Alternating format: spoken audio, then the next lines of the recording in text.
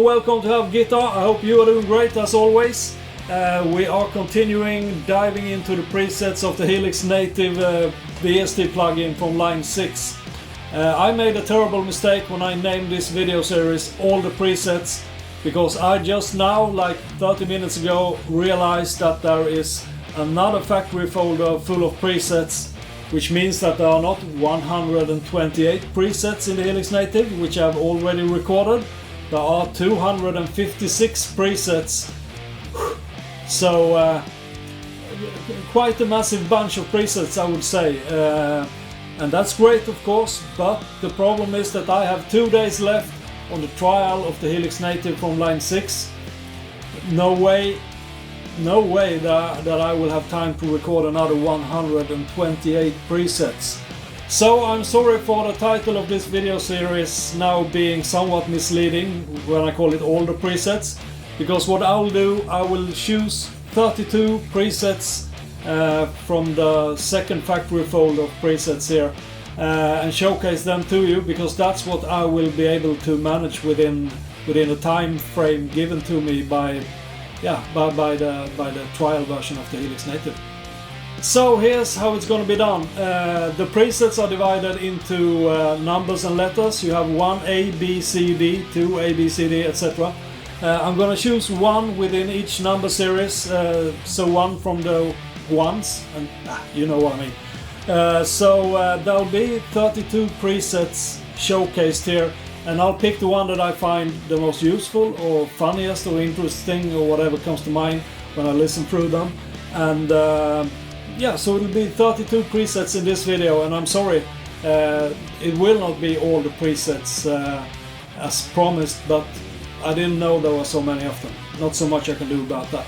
And I can't afford to buy the Helix Native right now anyway, even if I wanted to. So let's stop talking and get on with the showcasing. So I'm not sure if this is a favorite really, but it's trippy enough to showcase here in this video. So here we go.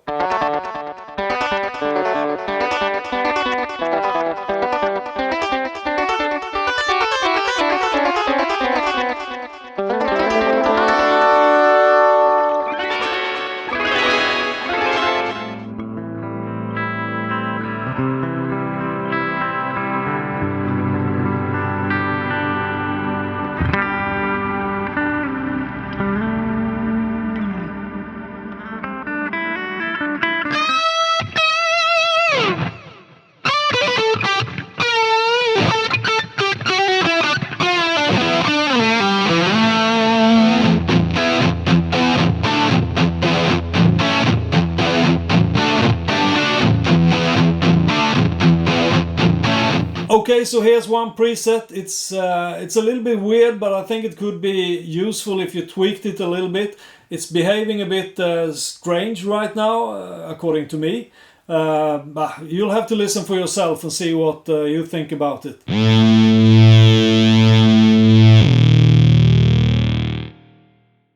You see what I mean?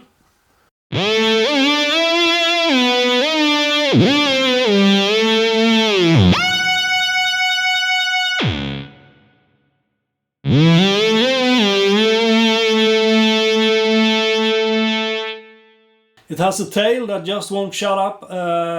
If it just played while you're playing the strings, then it would be really nice. It would be really cool. You could do like a Moog solo. Is that what they're called? Moog? I think so. But with that, it's kind of uncontrollable. I don't know.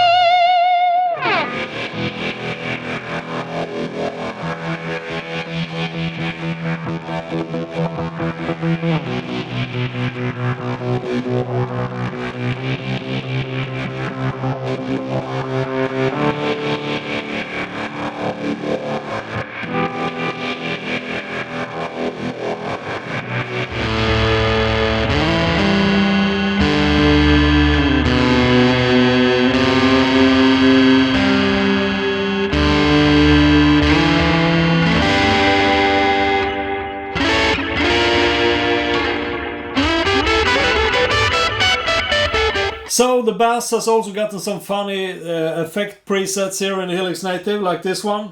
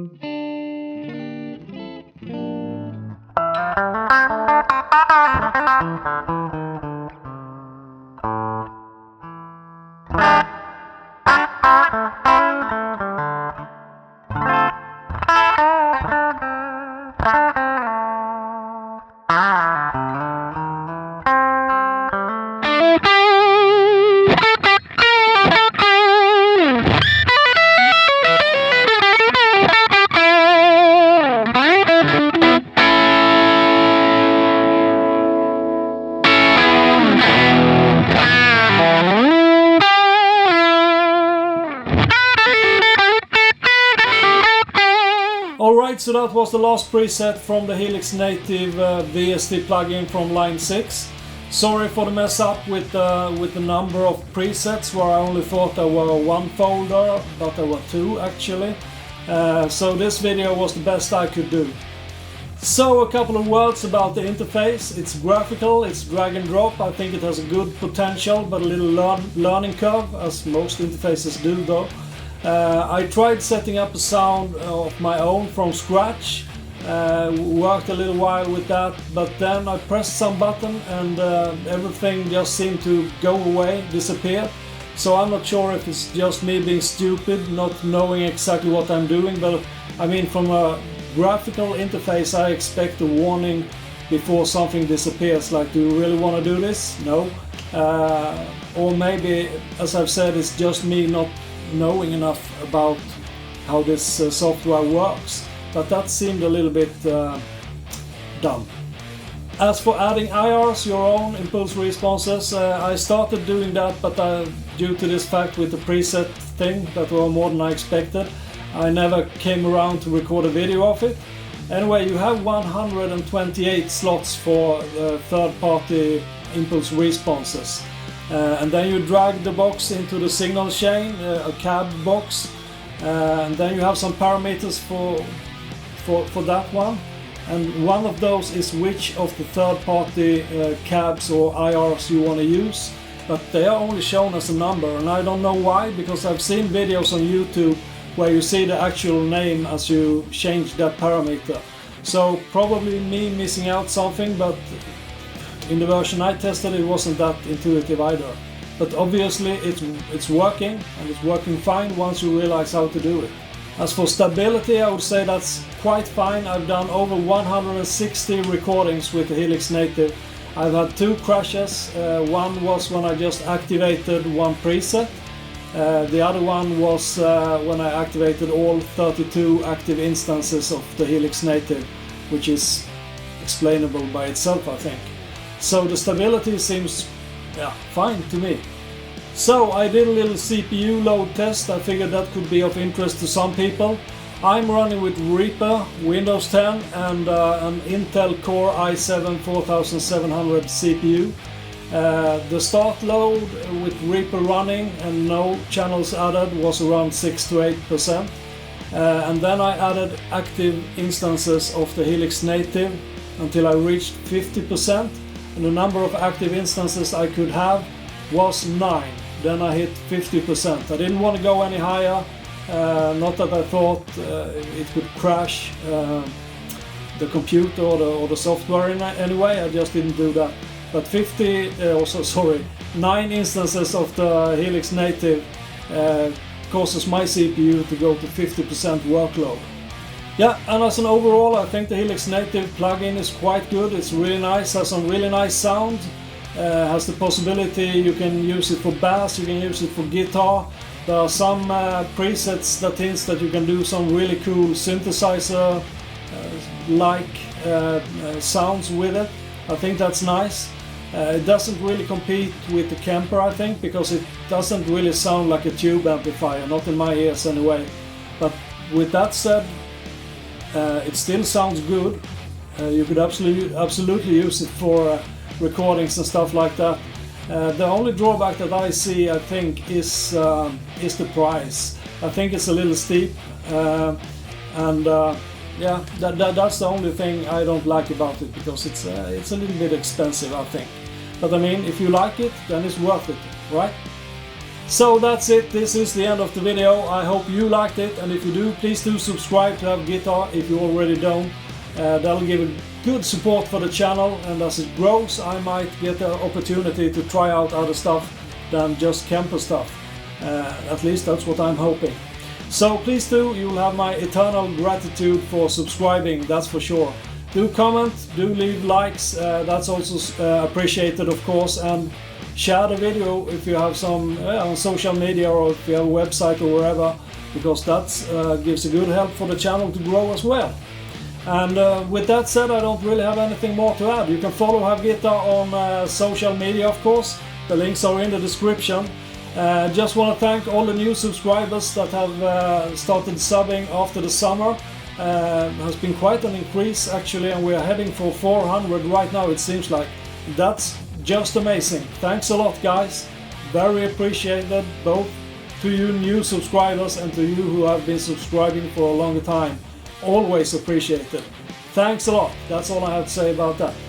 So with that said, be well, stay safe, and play really hard until the next video. A new one every Thursday, right? Right. So, goodbye.